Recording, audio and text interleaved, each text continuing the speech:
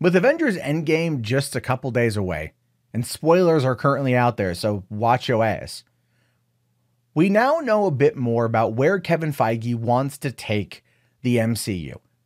We know that he wants to bring it to Disney+. In fact, it's going to be a big part of Disney+ going forward. It's going to be a big selling point to take Disney's biggest franchise and move it to a limited event series on the Disney+ service with the actors involved.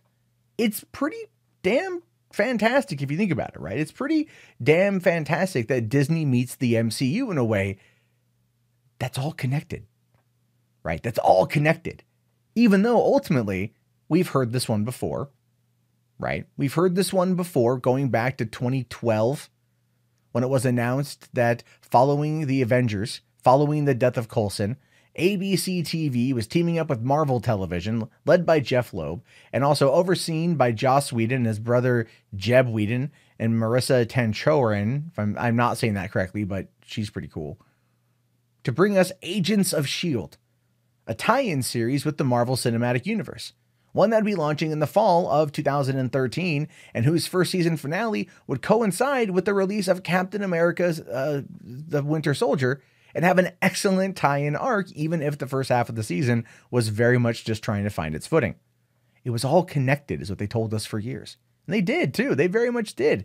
Then, even in 2014, announcing the release announcing the new Netflix shows, which I will talk about that.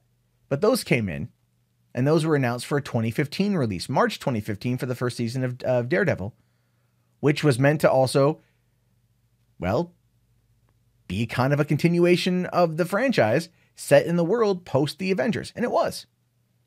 And the first couple seasons of Agents of S.H.I.E.L.D. very much tied together. But then you had a situation involving Ike Perlmutter and Kevin Feige. Now, this is a long battle, so to speak. To summarize it, when Marvel was bought by Perlmutter's company back in the 90s because they were almost broke, Perlmutter took over. And when Disney bought out Marvel, Perlmutter stayed on board. He stayed on board, especially when it came to the whole movie studio thing. It broke down like this. You had Marvel movies in LA, Marvel TV in New York, and Perlmutter was a cheap ass. He was a spendthrift, notoriously terrible at this. And that was a problem for Kevin Feige. And it all came together in 2014. It all kind of fell apart when Feige said, no, I want Robert Downey Jr. in Civil War, and if I don't get him, I'm quitting. And Bob Iger went to Perlmutter and said, Feige responds to or answers to me now, and he cut him out. Now, Perlmutter, being the bastard that he is, really wanted to mess with Feige and hurt Feige's plan for it all being connected. So he did. And if you remember back in 2014 at the El Capitan Theater, where they announced the Phase 3 plans, we saw that there was going to be Inhumans. In fact, second season of Agents of S.H.I.E.L.D. were setting up the Inhumans. Season 3 of Agents of S.H.I.E.L.D. had the Inhumans. But then all of a sudden, the movie dropped off the radar. The movie dropped off the radar because Perlmutter wanted to turn it into a TV series. A big one. Ooh, a big one. Shot in IMAX, first couple episodes. So we know that that was kind of a thing. We know that that was a thing, that there was a fight between the two of them. And Perlmutter was cutting Feige off at the knees. So much so that the Netflix shows suffered as well. So when Agents of S.H.I.E.L.D., by the time Age of Ultron came around, only had a tangential tie-in, with I think with a Hydra actor or two, we could see that it was rocky in the horizon. And Agents of S.H.I.E.L.D. has since gone on to do their own thing that, well, references elements from the films, doesn't have any kind of direct tie-in anymore. You don't get the Sam Jackson cameo. You don't get even the Lady Sif cameos have stopped because of how things have been running in regards to the television side of it. And the television side has had a bit of a burgeoning growth on its own. You had the situation involving, the Runaways are now coming into their third season here, I think sometime this year. And you've also have Cloak and Dagger starting its second season. Agents of S.H.I.E.L.D. comes back for its sixth season and then has one more season and then it's over. And the Marvel Netflix series are all dead, with the exception of Jessica Jones, whose third season has yet to drop, although it was supposed to come out a month ago originally. They're probably going to push it to June, I think. So there's a lot going on with it right now. But when it comes to Feige, I got a little bit ahead of myself on the sidebar there. But I got a little bit ahead of myself here. But when it comes to Feige, he's talking about where it's fitting in with Disney Plus right now. This is what he has to say. So in an interview, he says that these episodes will intersect with the movies in a very big way. It's a totally new form of storytelling that we get to play with and explore. Except it isn't a totally new form of storytelling because Agents of S.H.I.E.L.D. already did that.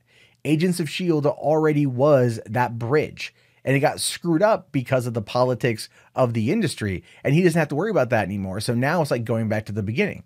But he also goes on to say here that beyond Endgame, he says some of these films will feature characters that you already know.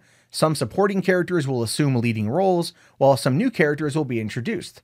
The reward of all these films working is that we get to try to do it again and do it differently and learn from our mistakes and try something we haven't tried before. Yeah. Think about that. He's basically already talking about the mistake of Agents of S.H.I.E.L.D. and the Marvel Netflix series and everything else. He's already admitting where things went wrong.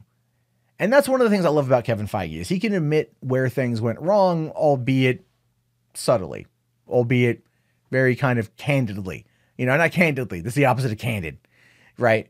Uncandidly, non-candidly. Again, bad grammar Matt makes an appearance. But what we know going into the Disney Plus shows, you have Wanda Vision, which is like the stupidest name for a show, but you've got the Falcon and Winter Soldier, you got the Loki series, you got Hawkeye, all starring their big A-list Hollywood counterparts.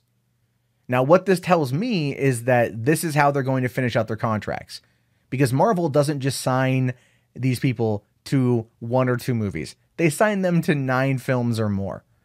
So by giving them this limited event series, they're going to be able to finish out their contracts or at least get rid of, renegotiate to get these people free from their contracts, at least for the time being. Whether or not they open it up for another series, if it does well, we have no idea, but yeah. So they're taking these characters that they still have contracts for, they've still paid all this money for, and they're putting them on the small screen in a way that's going to tie into where things go next. And that's actually pretty cool. But it still makes me go back and think about Agents of S.H.I.E.L.D., which premiered 5.5 years ago, and the Netflix series, which came out over 4 years ago. Looking at how Daredevil, while getting a nice end, if that's how you want to look at it, is not going to get the opportunity to continue going on. That the beloved Netflix shows are absolutely hosed for the time being because of the politics at play. And that's ultimately Netflix and not Perlmutter and whatnot. But still, I'm really wondering what's going to happen in 2021 or 2020 next year if they're going to announce that we are going to get another season of Daredevil coming to Disney Plus or Hulu, because that's where the more mature content's going to go. In the meantime, in Feige, I trust for these shows. I do, because it's going to be him handling it. I am a little bit concerned that he's kind of stretching himself too thin, but we're talking he's had over a 20-year career so far, starting off, being an assistant on X-Men back in 2000, and to where he is now, he's a person who's gained the trust. But this is the tough one. This is a tough one here. These shows will either make or break Disney Plus for their quality. We've seen good quality on Netflix through Marvel TV, and I hope they bring it here. But they also gave us Inhumans. I'm a little bit concerned, but we'll have to wait and see on that one. Anyway, I just wanted to get my thoughts out there on this. I'm excited for it. Obviously, I'm going to watch them, but I always just want to pour one out for the Netflix shows because I feel like those 6 series did great, and then they got hosed at the end. Anyway, what do you guys think about this? Do you think that that these Disney Plus shows are going to be good? Do you think that they're going to be fine? Do you have high hopes, low hopes? Let me know down in the comments.